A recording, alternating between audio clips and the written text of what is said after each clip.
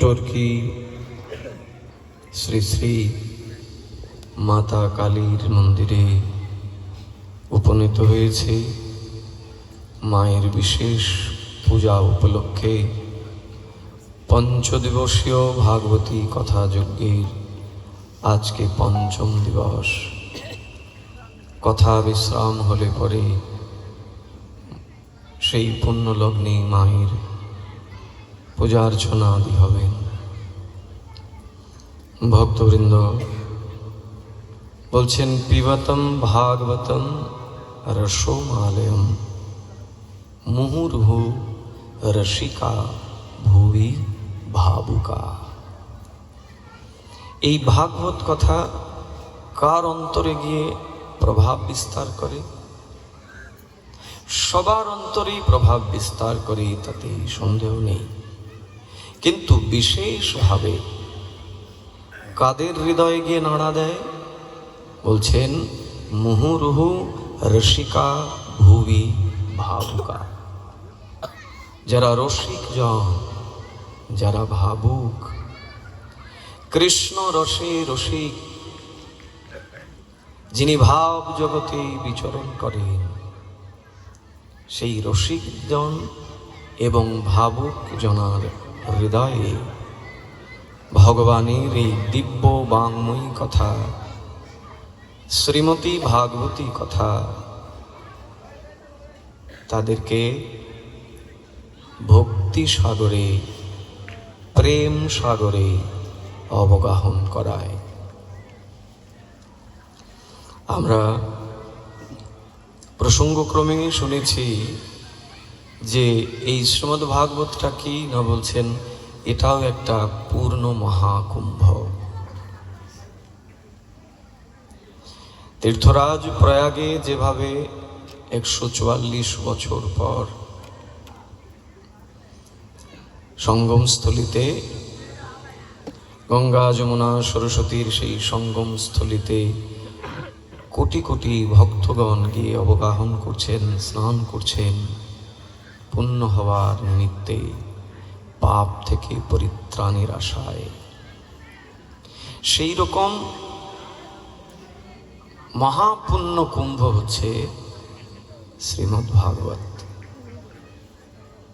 এই শ্রীমদ্ ভাগবতের পূর্ণ মহাকুম্ভে যারা অবগাহন করেন, যারা স্নান করেন, তারা কেবল পুণ্যপ্রাপ্ত হন আর পাপ থেকে নিবৃত্ত হন এমন না। তারা পুণ্য থেকে, পাপ থেকে প্রবৃত্তি লাভ করেন এবং পুণ্য সাগরে তারা ডুব দেন। শ্রীমতী ভাগবতী কথায় যারা অবগাহন করে, তারা কেবল পুণ্য আর পাপ স্খলনের মধ্যে থাকে না। তাদের পুণ্য হয়, তাতে তো বিন্দুমাত্র কোনো সন্দেহ নেই, এবং পাপ থেকে কেমনভাবে নিবৃত্তি হয় সেটা তো ভাগবতের সেই মাহাত্ম্যে গোকর্ণ আত্মদেব সংবাদে আমরা দেখেছি। সেখানে গোকর্ণের শ্রীমুখ থেকে সেই ভাগবতীয় প্রসাদ পান করে ধুন্ধুকারীর মতো পাপী নিকৃষ্ট সে কেবল ভগবানের কথা শ্রবণ করে সমস্ত পাপ থেকে নিবৃত্ত হয়ে যায় এবং সে স্বশরীরে ভগবত ধামে গমন করে। ভাগবত কথা শ্রবণের দ্বারা পাপ থেকে জীব নিবৃত্ত হয়, পুণ্য লাভ করে, এবং অতিরিক্ত যেটা, সেটা কি না, ভাগবত কথা পিপাসু ভক্তগণ তারা নিরন্তর প্রেম এবং ভক্তিরূপ সাগরে স্নান করেন। তাহলে এটাও পূর্ণ মহাকুম্ভ। কিন্তু এই পূর্ণ মহাকুম্ভে একটা অতিরিক্ত বিষয় পাওয়া যায়, সেটা হচ্ছে প্রেম ভক্তি লাভ হয়।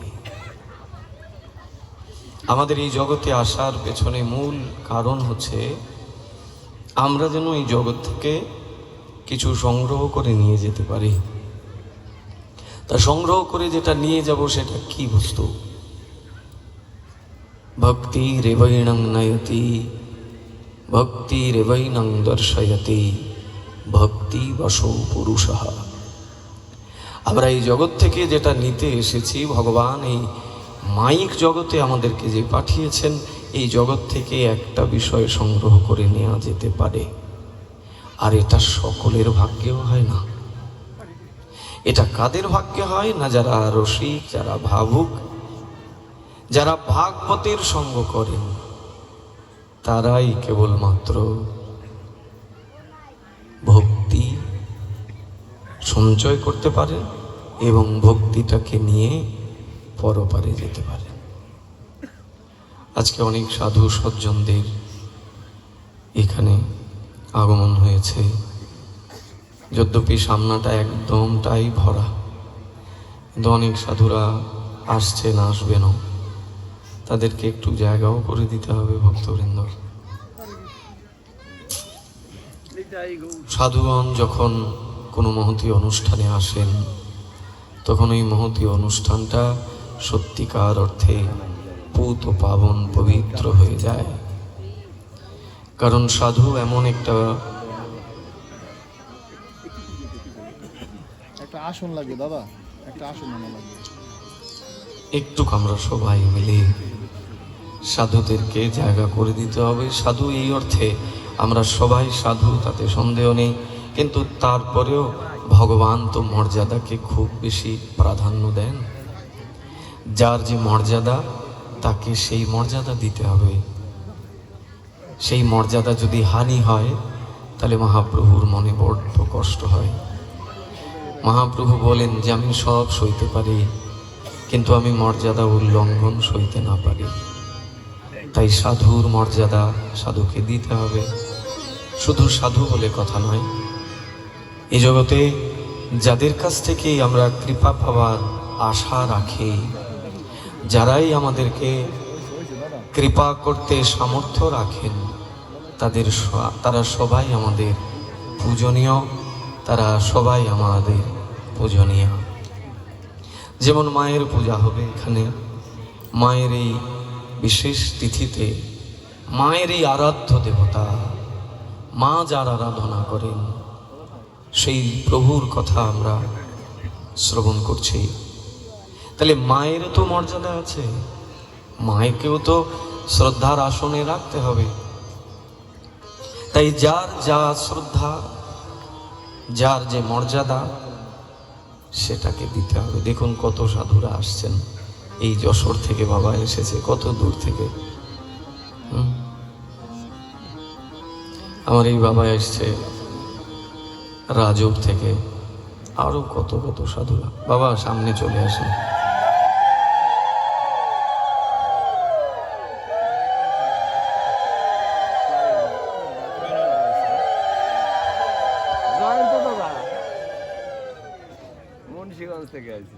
আপনারা মহা ভাগ্যবান। এরা সাধুরা এসছেন শ্রীনগর, মুন্সিগঞ্জ থেকে, কেউ কেউ আসছেন সাতক্ষীরা, যশোর থেকে।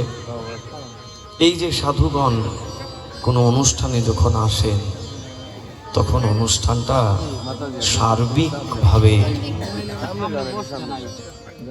স্বয়ং সম্পূর্ণ হয়ে যায়, সফলতা লাভ করে।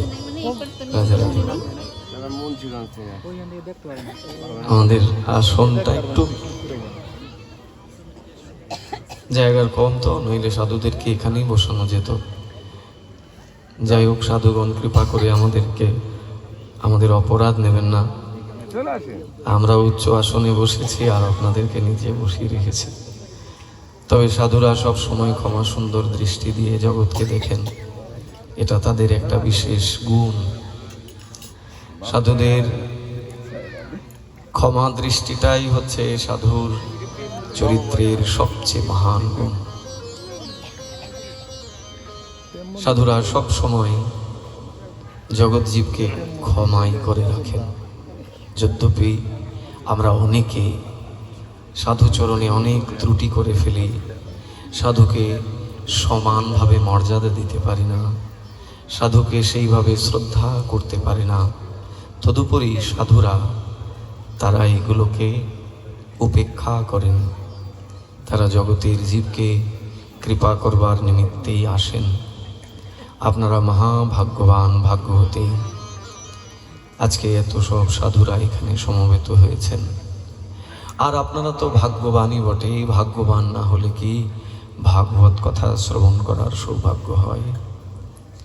যে কথা দেবতাগণের মনে কত উৎকণ্ঠা রাখে, তারা শুনতে আসেন, অথচ তারা শুনতে পান না।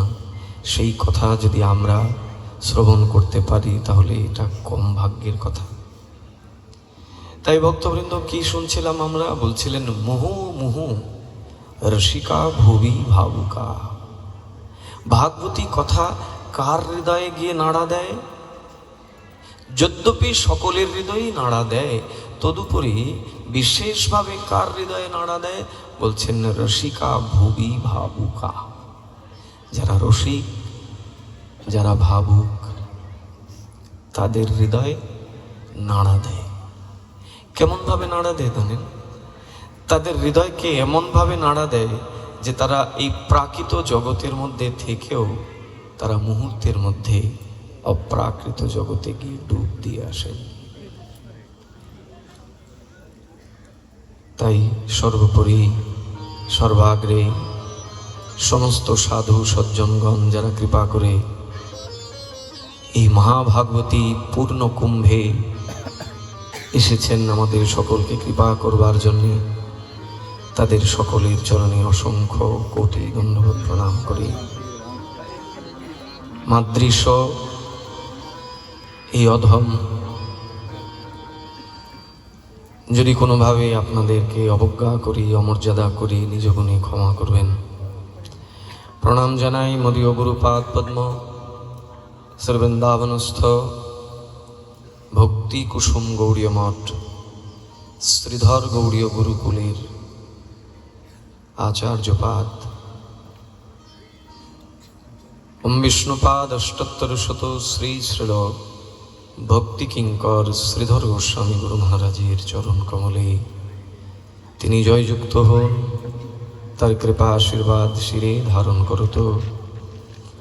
এই টর্কি মায়ের মন্দিরে উপনীত সমস্ত ভক্ত সজ্জন আপনাদের সকলের নিজ নিজ গুরুদেবগণের চরণ কমলে আমি অসংখ্য কোটি প্রণাম নিবেদন করি।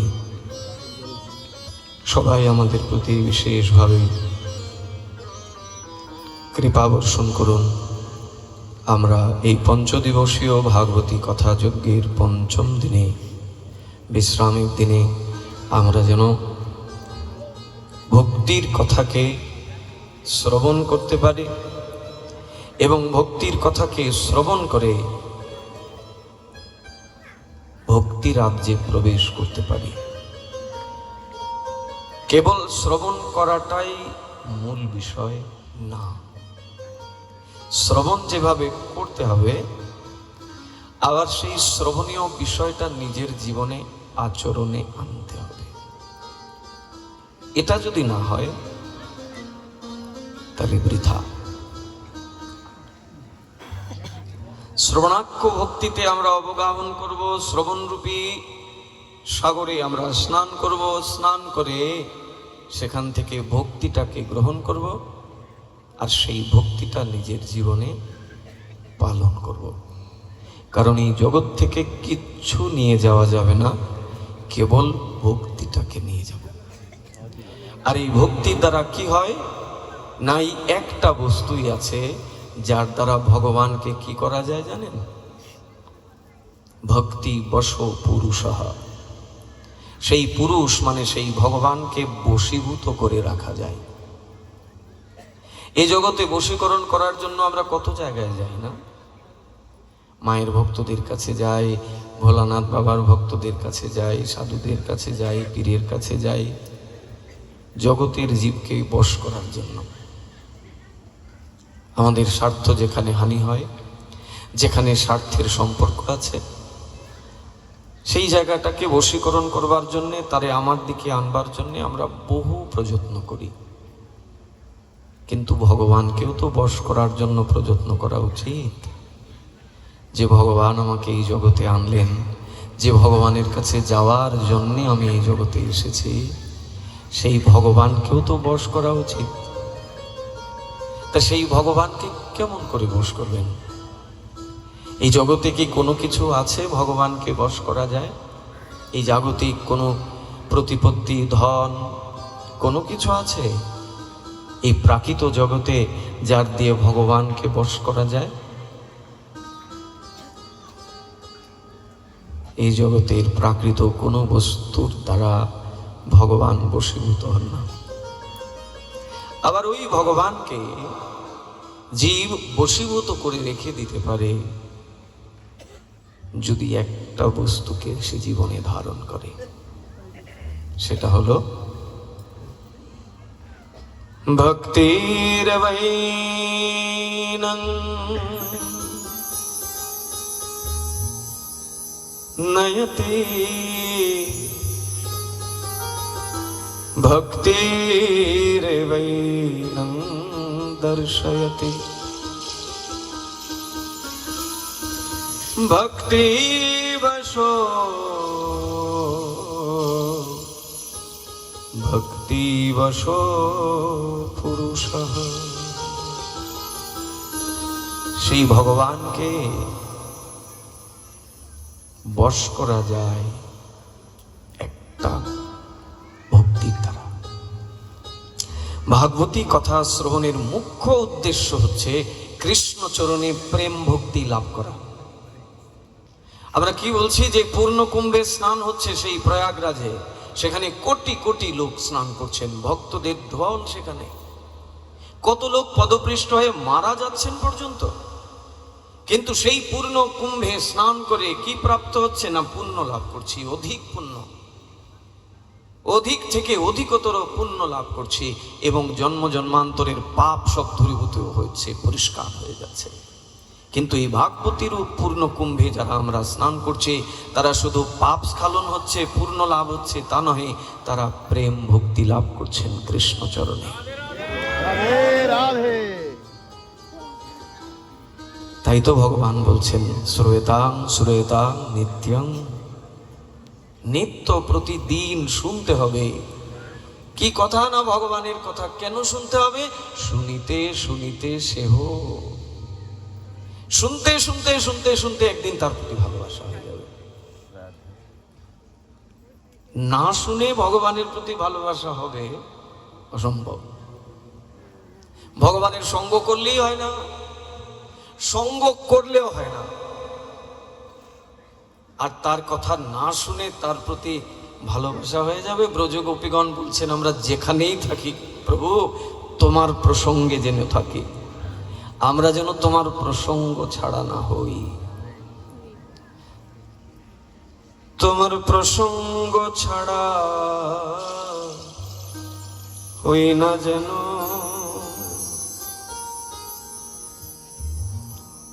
তোমার প্রসঙ্গ ছাড়া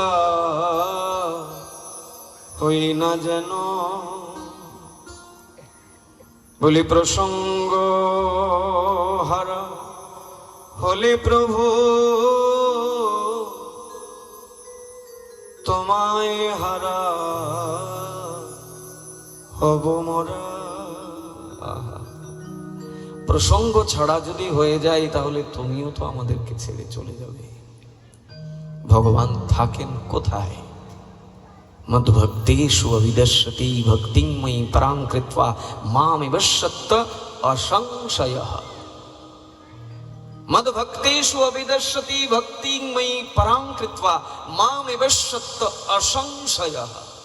হে অর্জুন, এখানে কোনো রকমের সংশয় নাই যে আমি এখানে থাকি না। এখানে কোনো রকমের সংশয় নাই, কোনো রকমের সন্দেহ নাই, আমি ওই একটা জায়গাতেই থাকি। কোথায় থাকি জানো? মদ্ভক্তেষু অভিদশ্যতি। যেখানে আমার ভক্তগণ আমার প্রসঙ্গ নিয়ে থাকেন, আমি সেখানে থাকি। এখানে কোনো সন্দেহ নাই, কোনো সংশয় নাই। নাহং তিষ্ঠামি বৈকুণ্ঠে যোগিনাং হৃদয়েন চ মধুভক্তা যত্র গায়ন্তি তত্র তিষ্ঠামি নারদঃ।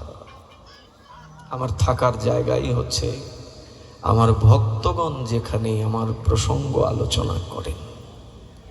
ওখানেই আমি থাকি, আর নয়তো বৈকুণ্ঠে গেলেও আমায় পাবে না।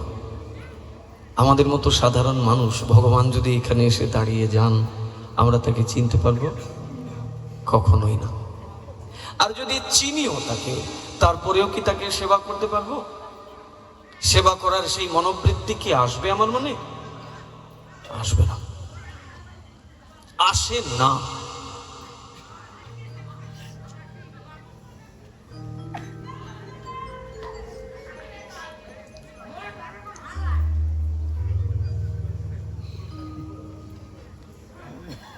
ভগবান যদি এই মুহূর্তে এখানে চলেও আসেন, সেই ভগবানকে এক তো আমরা চিনতে পারবো না, কারণ এই জড়চক্ষু দিয়ে তাকে চেনাও যায় না।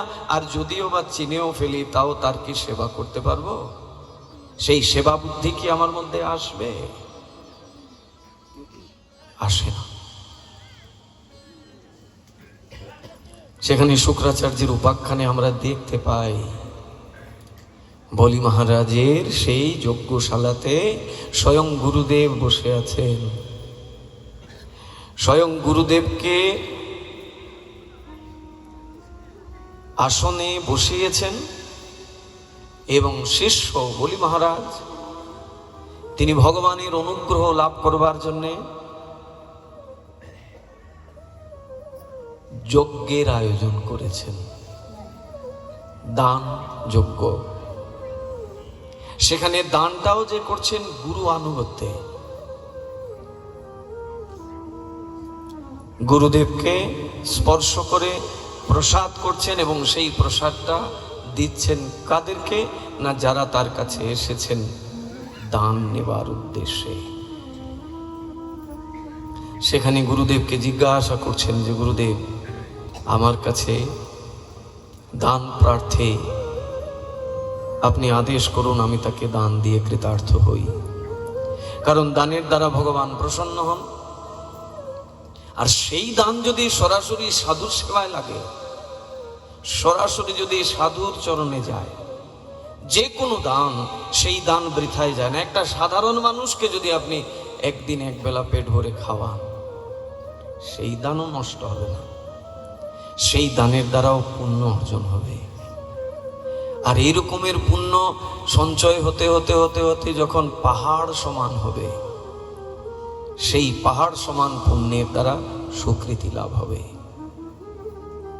একটা সাধারণ মানুষকে কিছু দিলেও, দান করলেও সেই দান বৃথায় যায় না। আর ওই দান যদি কোনো সাধুর চরণে লেগে যায়, তাহলে বলছেন এর দ্বারা শুধু পুণ্য হয় না, সরাসরি স্বীকৃতি লাভ হয়। স্বীকৃতি কি করে? স্বীকৃতি ভগবত চরণে নিয়ে যায়।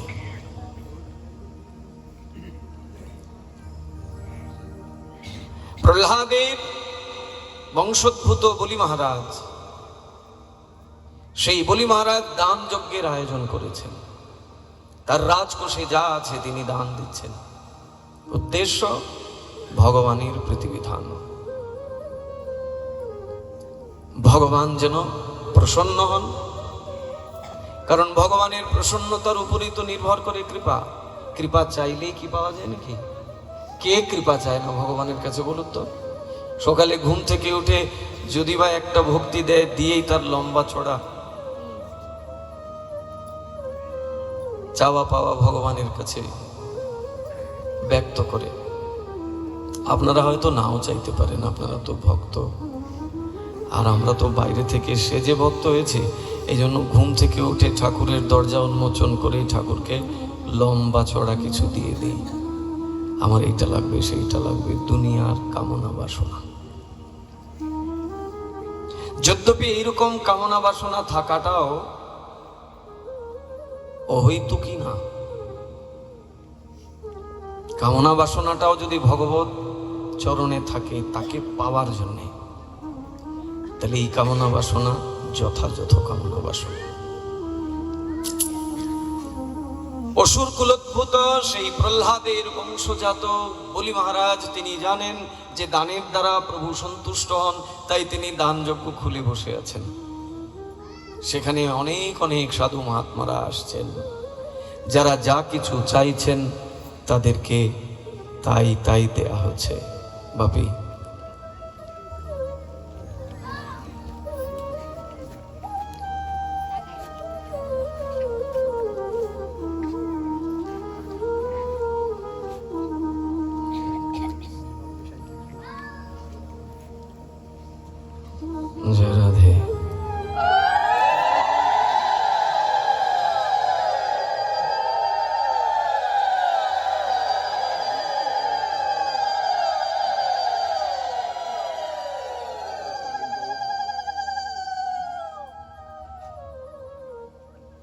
সাধু সন্তগণ আসছেন আর বলি মহারাজ গুরুদেবের আনুগত্যে সাধু সন্তগণের সেবা করছেন, যে যা চাইছে তাকে তাই তাই দিচ্ছেন। ভগবান সামনে আসলেও ভগবানকে সেবা করা যায় কি যায় না একটু দেখুন। আশ্চর্যের বিষয়, সেই দান যজ্ঞে স্বয়ং ভগবান চলে এসেছেন সাধুর বেশ ধরে। যে ভগবানকে পাবার জন্য দান যজ্ঞের আয়োজন হয়েছে, বলি মহারাজ জানেন যে দানের দ্বারা ভগবান প্রসন্ন হন, সাধুদেরকে দান দিলে ভগবান অতীব খুশি হন। তাই তিনি তার রাজকোষ থেকে তিনি সাধুদের সেবা করছেন গুরুদেবের আনুগত্যে রেখে। আশ্চর্যের বিষয়, সেইখানে স্বয়ং ভগবানের আবির্ভাব হয়েছে। ভগবান সাধুর বেশে একটা বালকের বেশে এসেছেন। তো ভগবান যে বেশেই আসুন না কেন, ভগবানের শরীরে দিব্য কান্তি। বলছেন কোটি সূর্যের যে কিরণ, কোটি সূর্যের যে কিরণ সেটা ভগবানের শরীরে আছে। আমরা একটা সূর্যের কিরণকে সহ্য করতে পারি না, পারি কি? ওই কিছুদিন পরে দেখবেন বৈশাখ জ্যৈষ্ঠ মাসে কি অবস্থা হয় আমাদের। একটা সূর্যের কিরণকে আমরা সহ্য করতে পারি না। দোকানে এসি লাগানো থাকে, গাড়িতে এসি লাগানো থাকে, বেডরুমে এসি লাগানো থাকে, পারলে ঠাকুর ঘরে বসে যে একটু ঘন্টা নাড়াই, ওই ঠাকুর ঘরেও একটু এসি লাগিয়ে রাখি। একটা সূর্যের কিরণকে আমরা সহ্য করতে পারি না।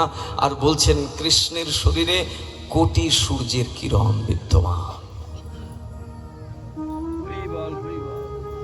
তাহলে একটা সূর্যের কিরণকে সহ্য করতে পারি না, সেখানে 1 কোটি সূর্য সমান কৃষ্ণ যদি আসে, তাহলে তার কিরণ আমাদেরকে কি করতে পারে? গলিয়ে দিবে মুহূর্তের মধ্যে।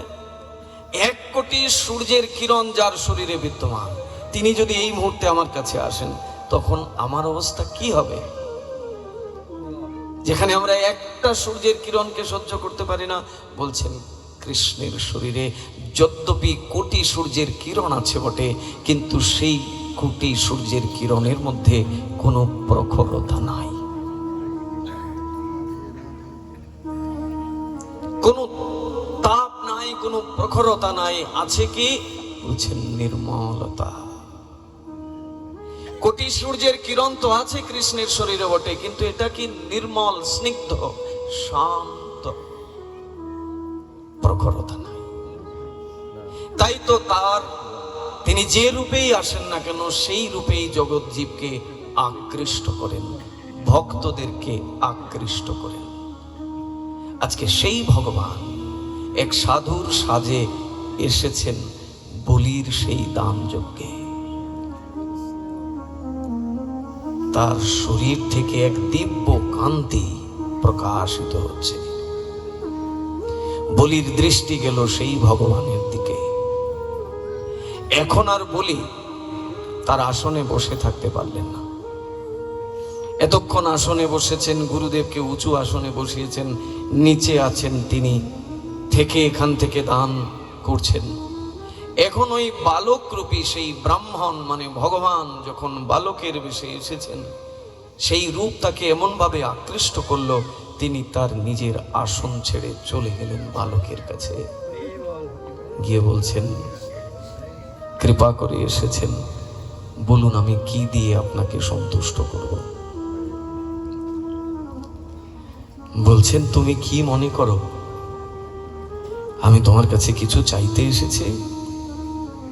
আমি এই পথ দিয়ে বেরিয়েছি, ভিক্ষা করছি, ভিক্ষা করে আমার আশ্রমে যাব, গিয়ে ঠাকুরের জন্য রান্না করে ভোগ দেব। হঠাৎ দেখলাম অনেক হট্টগোল, অনেক ভক্তদের আনাগোনা। ভাবলাম কি হচ্ছে, একটু গিয়ে দেখে আসি। এই না আমি এসেছি, তা তুমি কি ভেবেছো আমি কিছু নিতে এসেছি? বলি মহারাজ বলছেন, হে মহাত্মান,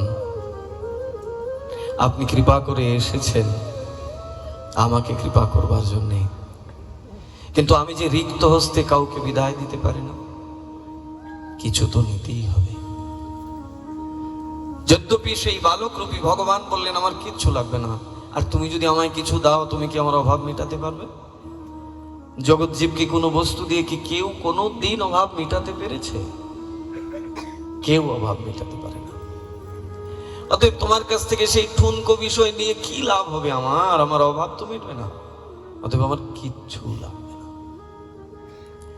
এখন চরণে পড়ে গেছেন বলি মহারাজ, পড়ে গিয়ে বলছেন কিছু অন্তত নিতে হবে। আমি রিক্ত হস্তে আপনাকে বিদায় দিতে পারবো না, কারণ সাধু যদি কৃপা করে আসে তাহলে সাধুকে কিছু না কিছু অন্তত দিতে হয়। বারবার যখন এই বললেন তখন ওই বালক রূপী ভগবান চেয়ে বসলেন তার কাছে। আমার তো ইচ্ছা ছিল না, তাও তুমি বলছো কিছু দিতে, আচ্ছা নাও, আমি তোমার কাছে এটা চাইছি, তুমি আমাকে দাও। বলছেন ঠিক আছে। তিনি স্বীকার করলেন তিনি দেবেন, কিন্তু স্বীকার করলে কি হবে? গুরু আনুগত্য করছেন তো, গুরুকে উল্লঙ্ঘন করে তো ভগবানের সেবা হয় না। গুরুর আদেশ নিয়ে গুরুর আনুগত্যেই ভগবানের সেবা। আমরা যে ভগবানের প্রতিদিন সেবা করি, কি সরাসরি ভগবানের সেবা করে ফেলে? প্রথমেই অর্চন পাত্রে কার পূজা হয়? শ্রী গুরুদেবের। গুরুদেবের আগে পূজা হয়, তারপরে সমস্ত উপকরণ মনে মনে গুরুদেবের কাছে অর্পণ করি। যে ভগবানের সেবা করার সেই সততা তো আমার মধ্যে নাই, তাই আপনার সম্মুখে সমস্ত সেবার উপকরণ দিয়েছে। হে গুরুদেব, আপনি কৃপা করে যুগলের সেবা করুন। এই মনোভাবনা নিয়েই তো ঠাকুরের পূজা হয় নিত্য। আর যদি এটা না হয়, মনে করি যে আমি পুজো করছি, তাহলে কি হবে? সেখানে অভিমান আসবে, অহংকার আসবে, দাম্ভিকতা চলে আসবে। আমাকে মনে হবে আমি বড় পূজারী, আমি ভগবানকে কত সুন্দর করে সাজাই, এরকম কজনা সাজাতে পারে? এই নানাবিধ অহংকার অভিমান বদ্ধজীবের ভিতরে চলে আসবে, আশাটা খুব স্বাভাবিক। এই জন্য কলিযুগের ধর্মটা কি না বলছেন? আনুগত্যের ধর্ম। আনুগত্যই হচ্ছে শিষ্টাচার, আর স্বতন্ত্রতা হচ্ছে ভ্রষ্টাচার। কেউ যদি স্বতন্ত্র বুদ্ধিতে নিজে নিজে ভগবানের সেবা করে এই ভাবনা থাকে, তাহলে সে ভ্রষ্ট হয়ে যায়। আর আনুগত্য বলছেন, আনুগত্যই শিষ্টাচার। জগৎগুরু নিত্যলীলা প্রবিষ্ট বিষ্ণুপাদ শ্রী শ্রীল ভক্তি সিদ্ধান্ত সরস্বতী গোস্বামী ঠাকুর প্রভুপাদ, তিনি যখন ইষ্টগোষ্ঠী করতেন শিষ্যদেরকে নিয়ে, তখন তার প্রধান আলোচনাই থাকতো আনুগত্যের আলোচনা। এই জগতের জীব যদি গুরু বৈষ্ণবের আনুগত্য না করে, সে কোনো দিনও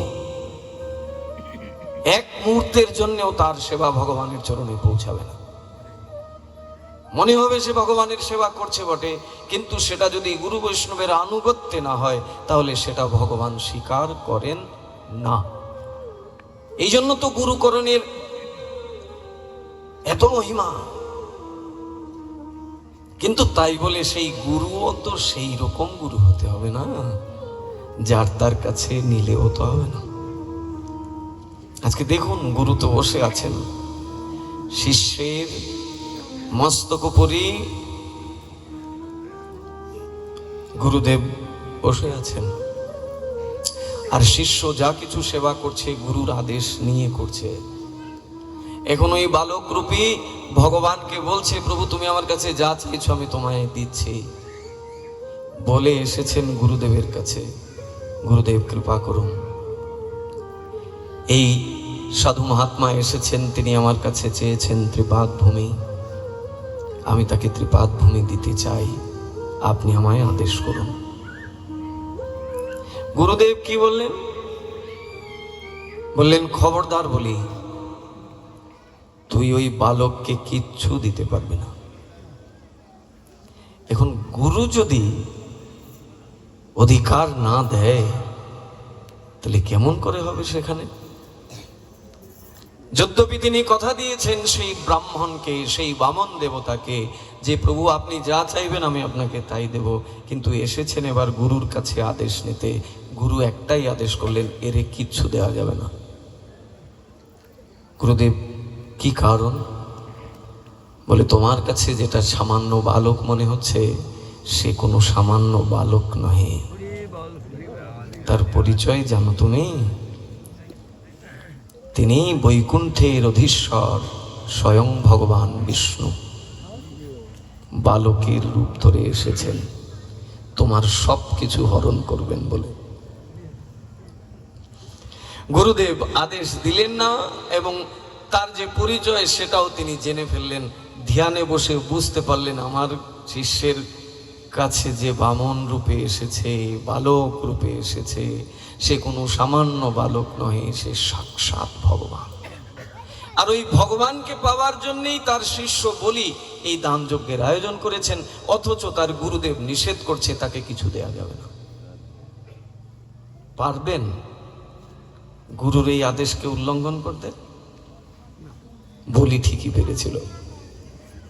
বলি মহারাজ সাষ্টাঙ্গে গুরুচরণে প্রণাম করছেন, প্রণাম করে বলছেন, হে গুরুদেব, আপনি যেদিন আমাকে কৃপা করে আপনার চরণে ঠাঁই দিয়েছেন, যেদিন আপনি আমাকে সেই অপ্রাকৃত মন্ত্র দান করেছেন, সেদিন আমি আপনার চরণে আত্মসমর্পণ করেছি। এই দেহের প্রতি আমার কোনো অধিকার নাই, তাই আমি আপনার চরণে প্রণিপাত। আপনি আমাকে টুকরো টুকরো করে জলে ভাসিয়ে দেন, আমি কোনো অভিযোগ করব না। কারণ যেদিন আমি আপনাকে গুরু বলে বরণ করেছি, সেদিন আমি সব আপনায় সমর্পণ করেছি। আপনি আমাকে টুকরো টুকরো করে জলে ভাসিয়ে দেন, আমি কোনো অভিযোগ করব না, কোনো প্রতিবাদ করব না। কিন্তু গুরুদেব, আপনি এখন যেটা আমাকে বলছেন যে ইনি সাক্ষাৎ ভগবান বিষ্ণু আর তার আমি সেবা করব না, আপনার এই অন্যায় আদেশ আমি মানতে পারবো না।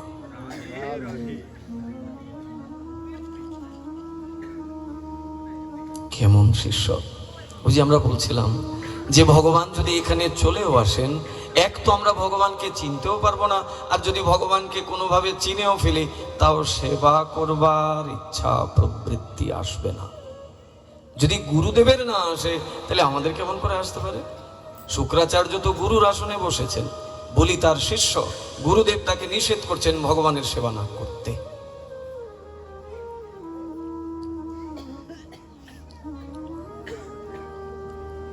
ভাগবতে কত কিছু আছে। ভাগবতে এমনও তো বিষয় আছে, গুরু এবং শিষ্যের মধ্যে যুদ্ধ হয়েছে কুরুক্ষেত্রের ময়দানে, সেই ধর্মক্ষেত্রে যেখানে কৌরব আর পাণ্ডবের মধ্যে যুদ্ধ হয়েছিল। সেই যুদ্ধের বহু পূর্বে গুরু এবং শিষ্যের মধ্যে যুদ্ধ হয়েছিল 18 দিন, পরশুরাম আর পিতামহ ভীষ্মের সাথে। পরশুরামই আদেশ করেছিলেন শিষ্যকে, তোকে আমার সাথে যুদ্ধ করতে হবে, নইলে আমি তোকে ক্ষমা করব না। তোকে আমি বধ করব, কিন্তু যুদ্ধ না করে বধ করব না। নিরস্ত্র অবস্থায় তোকে আমি বধ করব না, তোকে অস্ত্র ধারণ করতে হবে, আমার সাথে যুদ্ধ করতে হবে, এবং যুদ্ধে আমি তোকে পরাজিত করব, কারণ তুই আমার আদেশকে উল্লঙ্ঘন করেছিস। গুরুদেব বলছেন পরশুরাম তার শিষ্য পিতামহ ভীষ্মকে, আর পিতামহ ভীষ্মের কেমন গুরু ভক্তি! সাষ্টাঙ্গে প্রণাম করে বলছেন, হে গুরুদেব, শিষ্যের কি স্পর্ধা গুরুদেবের সাথে যুদ্ধ করতে পারে? এটা তো আমার দৃষ্টতা হবে। কিন্তু আপনি যেহেতু আমাকে আহ্বান করেছেন, আপনি আমাকে আদেশ করেছেন অস্ত্র ধারণ করতে, আমি আপনার আশীর্বাদ নিয়ে আপনার আনুগত্যে অস্ত্রকে ধারণ করলাম। যুদ্ধ করলেন, কিন্তু একটা বাণ গুরুদেবের নাভির উপরে ছুড়লেন না, প্রত্যেকটি বাণ গুরুদেবের চরণের উদ্দেশ্যে নিক্ষেপ করলেন। 18 দিন সেখানে যুদ্ধ হলো, অন্তিমে শিষ্য পিতামহ ভীষ্মের জয়লাভ হলো, গুরুদেব পরাজিত হলেন। যথা ধর্ম তথা জয়। আমরা মনে করি যে গুরুদেব কৃপাচার্য, গুরুদেব দ্রোণাচার্য, তারা পঞ্চপাণ্ডবের পক্ষে থাকলেন না।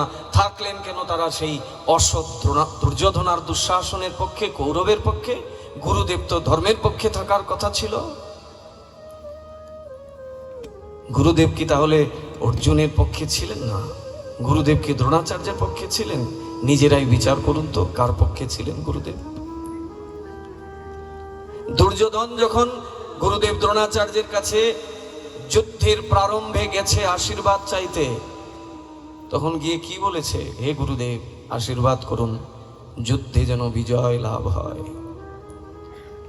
দ্রোণাচার্য কি আশীর্বাদ দিয়েছিলেন?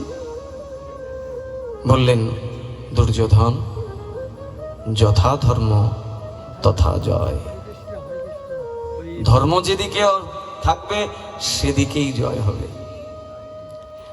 আর যুধিষ্ঠির মহারাজ তার পঞ্চপাণ্ডব, তার 5 ভাইকে নিয়ে গেলেন গুরুদেবের কাছে। গিয়ে গুরুদেবকে প্রণাম করে বলছেন, হে গুরুদেব,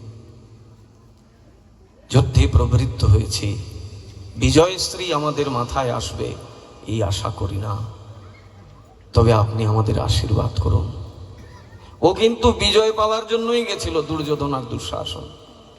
আর যুধিষ্ঠির গিয়ে বলছেন, বিজয়শ্রী আমাদের মাথার মুকুট হবে সেটা আমরা বাসনা করি না, আপনি শুধু কৃপা করুন। গুরুদেব তখন কি কৃপা করলেন?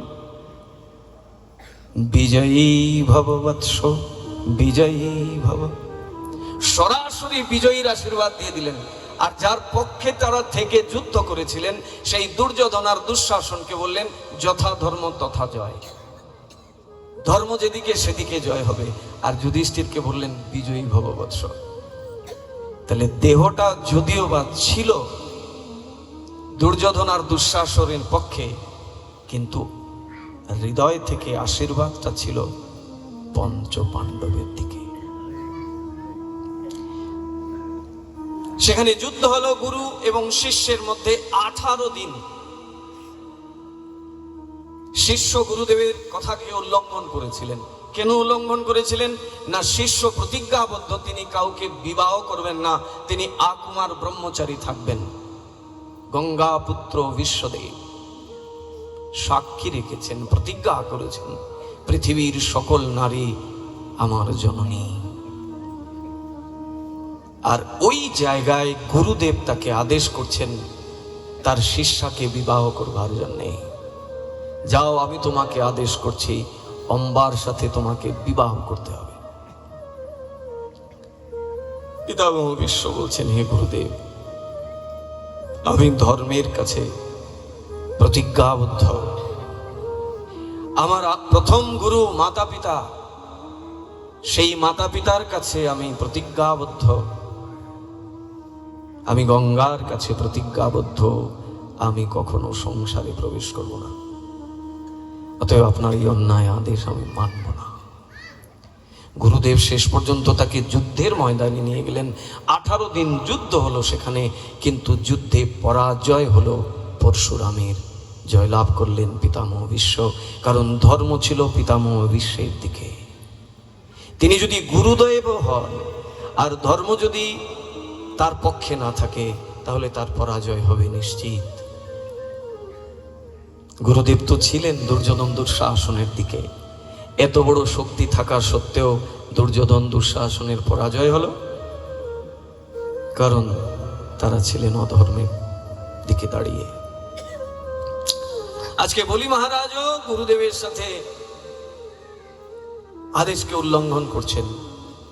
কারণ যে গুরুদেব তার জগতে আসার পেছনে মূল কারণই হলো নিজে ভগবানের সেবা করবেন আর শিষ্যকে ভগবানের সেবা করাবেন। শিষ্য তো অলস, শিষ্যের মধ্যে তো কার্পণ্য দোষ আছে। সবকিছু করতে পারে, ভগবানের সেবা করতে পারে না, ওইখানেই তার কৃপণতা। গুরুদেব কি করেন না, শিষ্যের কার্পণ্য দোষকে হরণ করেন। এই কার্য গুরুদেবের। আর এই জায়গায় গুরুদেব শিষ্য বলিকে বলছেন, খবরদার, এই বালকরূপী স্বয়ং ভগবান বিষ্ণু, একে দান দেয়া যাবে না। সেখানে কত কিছু হয়েছে, আমরা ওই পুরো কাহিনীতে যাব না, কারণ আমাদের সময়ই তো মাত্র 2 দিন পেয়েছি। কালকে একটু সময় করলাম, আর আজকে তো বিশ্রাম হয়েই যাবে। তাই একটা বিষয়ের মধ্যে যদি আমরা পড়ে থাকি, তাই এইটাকে আমরা বিস্তার করছি না, আমরা শুধু প্রসঙ্গক্রমে এনেছি যে ভগবান যদি এই মুহূর্তে আমার কাছে চলেও আসে, তাহলেও কি ভগবানের সেবা করার প্রবৃত্তি আমার মনের মধ্যে জাগবে? শুক্রাচার্যের মতো গুরুদেব তিনি ভগবানের সেবা করতে বাধা দিচ্ছেন, আর আমরা তো সাধারণ জীব। সেখানে বলি মহারাজ তার গুরুদেবের শিষ্যের কথাকে উল্লঙ্ঘন করলেন। অন্তিমে কি হলো? গুরুদেবের এক চোখ কানা হলো, শুক্রাচার্যের একটা চোখ কানা করে দিলেন ভগবান। কত বড় কপটতা করেছেন তিনি। শিষ্যকে যখন বুঝিয়ে পারলেন না শিষ্য দান দিয়েই দেবে, তখন তিনি কি করলেন? দান যাতে করতে না পারে কমণ্ডলুর নালার ভেতরে ঢুকে গেলেন একটা মাছির স্বরূপ নিয়ে। তাহলে তার যোগ সাধনার শক্তি কত প্রবল ছিল। তার মনুষ্য দেহ থেকে তিনি একটা মাছির স্বরূপ নিয়ে নিলেন, একটা মাছির আকৃতি নিয়ে কমণ্ডলুর নালার ভেতরে ঢুকলেন, আর কমণ্ডলুকে বন্ধ করে দিলেন যাতে জল পড়ে না। জল যদি না পড়ে তাহলে সংকল্প হবে না, মন্ত্রপুত হবে না, ওই দান গ্রহণযোগ্য হবে না। কিন্তু গুরুদেব ওইখানে বসলেন বটে, কিন্তু ভগবান কি করলেন? কুশ দিয়ে এক আঘাত করলেন, সেই গুরুদেব শুক্রাচার্যের এক চোখ কানা হয়ে গেল। আর শিষ্য বলি মহারাজ তিনি ভগবানের দুই চরণ লাভ করলেন মস্তকে। গুরুদেবের কথাকে উল্লঙ্ঘন করে শিষ্য বলি ভগবানের সেবা করলেন, তাতে কি হলো? তিনি ভগবানের চরণ লাভ করলেন। ভগবানের শুধু চরণ লাভ করলেন নয়, তিনি ভগবান তার দাসত্ব স্বীকার করলেন। আশ্চর্যের বিষয়, ভাগবত থেকে কি শিক্ষা! তিনি বলিকে বলছেন, দেখো বলি, আমি তো তোমাকে চরণ দিয়েছি, কিন্তু আমি তাতে প্রশান্তি হচ্ছে না, আরো কিছু তোমাকে দিতে হবে। কারণ গুরুর আদেশকে উল্লঙ্ঘন করে সে ভগবানের সেবা করেছে। কত বড় হৃদয়ে শক্তি থাকলে সেটা সম্ভব। বলছেন, আমি যেরকম ধ্রুবকে একটা লোকে স্থান দিয়েছি, ধ্রুব তার নিজস্ব লোকে থাকে, আমি তোমাকেও একটা আলাদা লোকে প্রেরণ করছি। তুমি সুতল লোকের অধিপতি, সুতল লোকের রাজা হয়ে থাকবে। বলো তুমি আমার এই দান স্বীকার করলে? ভগবান দান করছেন এবার বলি মহারাজকে। আর বলি মহারাজও কেমন ভক্ত, বলছেন, প্রভু আমার তো ওই সুতল লোকের রাজা হওয়ার কোনো ইচ্ছা ছিল না, কিন্তু তুমি যেহেতু আমাকে ওই সুতল লোকের রাজা বানাচ্ছ, তাহলে তোমাকে দাঁড়ি হয়ে থাকতে হবে। আমি যেন প্রতিদিন আমার দ্বার থেকে যখন বাইরে যাব তখন ওই তোমার দিব্য মূর্তি দর্শন করে যেতে পারি। আবার যখন বাইরের কাজ শেষ করে আমি আবার অন্দরমহলে ঢুকবো, তখন যেন আবার ওই তোমার দিব্য মূর্তি দর্শন করে ভেতরে আসতে পারি। তবে আমি তোমার দান স্বীকার করব। ভক্ত হলে কি করা যায় দেখুন তো। ভগবানকে তার দাড়ি বানিয়ে নিয়েছে বলি মহারাজ ভক্তির দ্বারা। ভগবান বললেন, তথাস্তু, আজকে থেকে আমি তোমার দাড়ি হয়ে গেলাম। সেই সুতল লোকের দাড়ি হয়ে ভগবান তার ভক্ত বলি মহারাজকে সেবা করে যাচ্ছেন। যদ্যপি তার গুরুদেব নিষেধ করেছিলেন শুক্রাচার্য, সেই কারণে শুক্রাচার্যের এক চোখ হারাতে হয়েছিল। কিন্তু বলি মহারাজের গুরু ভক্তি দেখুন। ভগবান যখন বলি মহারাজকে বলছে, বলি আমি তোমার প্রতি সুপ্রসন্ন হয়েছি, বলো তুমি কি চাও? বলে আমার কিচ্ছু লাগবে না। বলে কিছু তো চাইতে হবে। বলে সত্যি যদি কিছু দিতে হয় তাহলে আমার গুরুদেব আপনার সাথে অন্যায় করেছেন, আমার গুরুদেব আপনাকে সেবা করতে বাধা দিয়েছেন, বিঘ্ন করেছেন। আপনি কৃপা করে আমার গুরুকে ক্ষমা করে আপনার চরণে স্থান দিন। গুরু ভক্তির কোনো ন্যূনতা রাখেননি বলি মহারাজ। ভাগবত কেন শুনতে হবে জানেন ভক্তবৃন্দ? ভাগবত আমাদের হৃদয়কে নির্মল করে দেবে। যত রকমের আমার ভেতরে প্রশ্ন আছে, সব প্রশ্নের মীমাংসা আপনি নিজে নিজে পেয়ে যাবেন, কারুর কাছে যেতেও হবে না। যদি একটু শ্রবণাক্ষ ভক্তিটাকে হৃদয়ে লালন করেন, সব উত্তর পেয়ে যাবেন। এই তো ভাগবতের শক্তি, এটা অন্য কোথাও গেলে পাওয়া যাবে না। এই জন্যই তো বলছেন বারংবার এই কথা শুনতে হবে, শুনিতে শুনিতে সেহ কি অদ্ভুত চৈতন্য চরিত। কৃষ্ণে উপজীবে প্রেম, ভগবত চরণে প্রেম হয়ে যাবে, ভালোবাসা হয়ে যাবে। মুখে মুখে তো আমরা সবাই বলি ভগবানকে ভালোবাসি, ওই ভালোবাসার মধ্যে নির্মলতা নাই, ওই ভালোবাসার মধ্যে সরলতা নাই, ওই ভালোবাসাতে আছে কপটতা, কৌটিল্যতা, কুটিনাটিতে ভরা ওই ভালোবাসা। ওই ভক্তিকে যদি শুদ্ধ বিশুদ্ধ করতে হয় তাহলে শ্রবণাক্ষ ভক্তির দ্বারাই সম্ভব। সেই গুরুর মূল আকর, সমস্ত গুরুতত্ত্বের মূল আকর যিনি, যাকে আমরা পেয়েছি শ্রী রাধা রূপে, এই রাধারানী ব্রজেশ্বরী। তিনি কি? তিনি হচ্ছেন সমস্ত গুরুতত্ত্বের মূল আকর। সমস্ত গুরুগণ সেই রাধার কৃপাধন্য, সেই রাধার চরণ থেকে রাধার দাসী রূপে তারা এসেছেন আমাদের কাছে। গুরু মানে কি? রাধার দাসী। আর রাধাকে, রাধা হচ্ছে প্রেম প্রদায়িনী শক্তি। নিতাই চাঁদকে, নিতাই চাঁদ হচ্ছেন প্রেম ভক্তি প্রদায়তা। নিতাইও গুরু, রাধাও গুরু। কৃষ্ণ তার শরীর থেকে দুই গুরুর সৃষ্টি করলেন, একদিক দিয়ে বলরাম, একদিক দিয়ে রাধা। এই দুজনই হচ্ছেন মূল গুরু। কারণ গুরু ছাড়া ভগবত ভজনের শিক্ষা কে দেবে? তিনি যে ভগবান, তিনি যে জগতে এসেছেন জগৎজীবকে কৃপা করবার জন্যে। কিভাবে কৃপা হবে? না ভগবানের সেবা করতে করতে ভগবানকে প্রসন্ন করতে পারলে তবে না ভগবানের কৃপা আসবে। তাহলে ভগবানের সেবা করার প্রবৃত্তি কি মানুষের মনে আসে কখনো? কখনো আসে না। তাই ভগবান কি করলেন? তার শরীর থেকে দুই গুরুকে প্রকাশ করলেন, একজন বলরাম পুরুষ শরীরে আর একজন রাধা স্ত্রী শরীরে। সেই রাধা ভাগবতের মূল বিষয়। এই ভাগবতের যত প্রেম, যত রস, সব প্রেমের খনি, সব রসের খনি হচ্ছেন রাধা। এই জন্য শুরুতেই তার নাম। ভাগবতে ভগবান ব্যাসদেব শক্তাবেশ অবতার, ভগবানের শক্তাবেশ অবতার ব্যাসদেব নাকি রাধারানীর নাম রাখেননি। রাধারানীর নাম নাকি কোথাও ভাগবতে নাই। ভাগবতের শুরুতেই তো রাধারানীর নাম। শ্রীমদ্ ভাগবতম, শ্রীটাকে, শ্রীমৎ মানে প্রেম সম্পত্তির অধিকারী যিনি, তাকে বলা হয় শ্রীমৎ। যে কাউকে শ্রীমৎ বলা হয় না। ভাগবতের আগে কি শব্দ? শ্রীমদ্ ভাগবত। শ্রীমৎ মানে প্রেম সম্পত্তির অধিকারিণী। সেই প্রেম শক্তির অধিকারিণী কে? কৃষ্ণের এক নয়ার দাম আছে, যদি রাধা না থাকে। আপনাদের কাছে দাম থাকতে পারে, ব্রজে এক পয়সারও দাম নাই।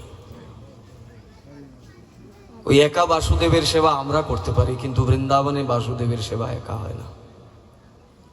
রাধাকে রাখতেই হবে, নাইলে কৃষ্ণের দিকে ফিরেও তাকাবে না। তাকায় নাকি ব্রজবাসীরা? সেই গোপীদের ভক্তি কতটা আছে দেখবার জন্যে কৃষ্ণ কি করলেন? একটা ছোট্ট লীলা করলেন। হঠাৎ অন্তর্ধান হয়ে গেলেন, লুকিয়ে গেলেন, বলে দেখি আমি একটু আড়ালে চলে যাই, ব্রজগোপীরা আমাকে খুঁজতে আসবে, আর আমাকে খুঁজতে এসে আমাকে চিনতে পারে কি না দেখি একবার। লুকিয়ে গেলেন। সবাই অবাক হয়ে গেল, এই না কৃষ্ণ আমাদের কাছে ছিল, এখন হঠাৎ করে উধাও, কোথায় গেল? সবাই অন্বেষণ করতে শুরু করলেন। সবাই অন্বেষণ করছেন, হঠাৎ দেখেন কি একটা কদম্ব বৃক্ষে কৃষ্ণ যেরকম দাঁড়িয়ে থাকে ওই রকমেরই একজন দাঁড়িয়ে আছেন। সামনে গেলেন, গিয়ে দেখেন এ তো দ্বিভুজ নয়, এ তো চারভুজ, চতুর্ভুজ নারায়ণ, শঙ্খ চক্র গদা পদ্ম নিয়ে দাঁড়িয়ে আছেন। গোপীরা তাকে দেখেও যেন দেখলো না, ফিরে চলে আসছে। নারায়ণ বলছেন, কি গো, তোমরা আমাকে দেখে প্রণামও করলে না, আমাকে একটু কুশল সংবাদও জিজ্ঞাসা করলে না। কেমন ভক্তি তাদের, ইষ্ট নিষ্ঠা। আমাদের গতকালকের আলোচনাটাই ছিল ইষ্ট নিষ্ঠাকে নিয়ে, এবং আমি বলেছিলাম যে এই দুদিনের আলোচনায় থাকবে ইষ্টকে নিয়ে।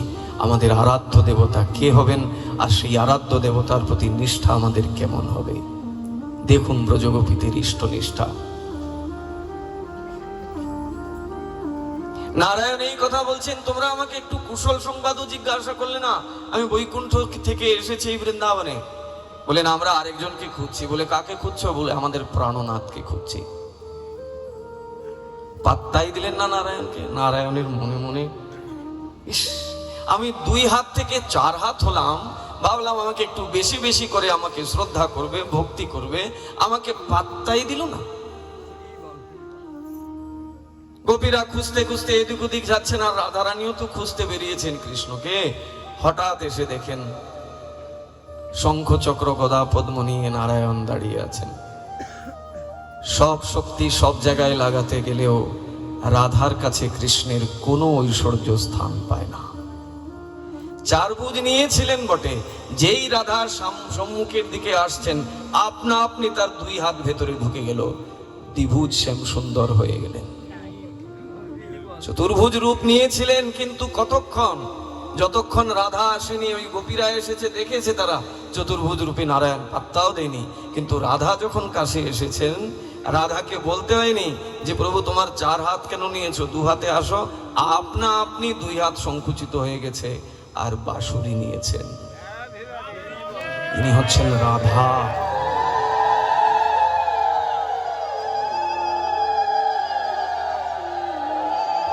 ইনি হচ্ছেন রাধা। রাধেতি আরাধেতি কারণঞ্চ দর্শিতা। আরাধনার যিনি মূল কারণ তিনি হলেন রাধা। আমরা সেই রাধার মহিমা কিঞ্চিত শুনবো, আর শুনতে গেলে তো বৃন্দাবনে যেতে হবে আমাদের। আপনারা বলবেন না সাধু সঙ্গ যেখানে হয় সেটাই তো বৃন্দাবন।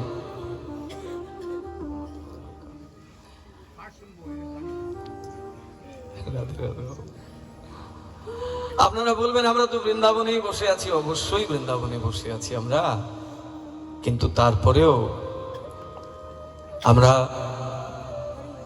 আমাদের ভক্তি দিয়ে, আমাদের অর্থ দিয়ে আমরা বৃন্দাবনের মতো করে একটা মন্দির বানিয়ে নিতে পারি, বৃন্দাবনের মতো একটা ধাম বানিয়ে নিতে পারি, কিন্তু তাই বলি সেটা বৃন্দাবন ধাম হবে না।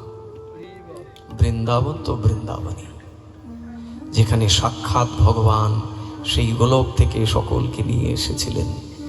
আর এমনি এমনি আনেননি, কারণ এদেরকে যদি না নিয়ে আসতেন তাহলে রাধারানী যে আসে না। রাধারানী যে বলছে আমি কেন যাব ওই গোলক ছেলে তোমার ওই ভুলোকে, যেখানে গিরিরাজ নাই, যেখানে যমুনা নাই, যেখানে ময়ূরী নেই, ওখানে আমি যাবই না। বলছে তাহলে কি করে যাবে? বলে যদি এদেরকে নিয়ে যাও তাহলে আমি যেতে পারি। ভগবান সেই গোলক থেকে সেই বৃন্দাবনকে ভোলকে আনলেন। আমরা আসুন সেই বৃন্দাবনে যাই।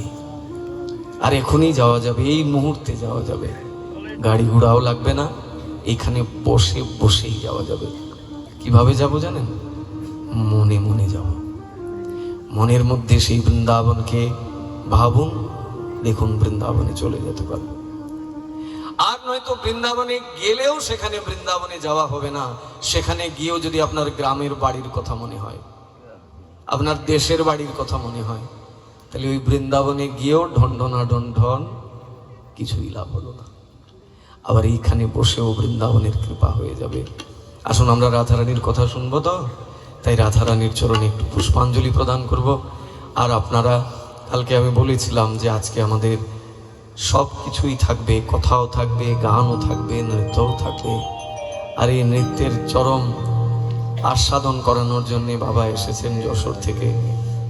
গোপীরা কেমন করে নৃত্য করত, সখীরা কেমন করে নৃত্যের দ্বারা রাধা গোবিন্দ যুগলকে আনন্দ দিতেন, আমরা সেটাও আস্বাদন করবো ভাগবত থেকে। আসুন আমরা একটা ছোট্ট বৃন্দাবনের ভজন করব, রাধারানীকে স্মরণ করব, এবং আমরা বৃন্দাবনে সকলে যাব। কিন্তু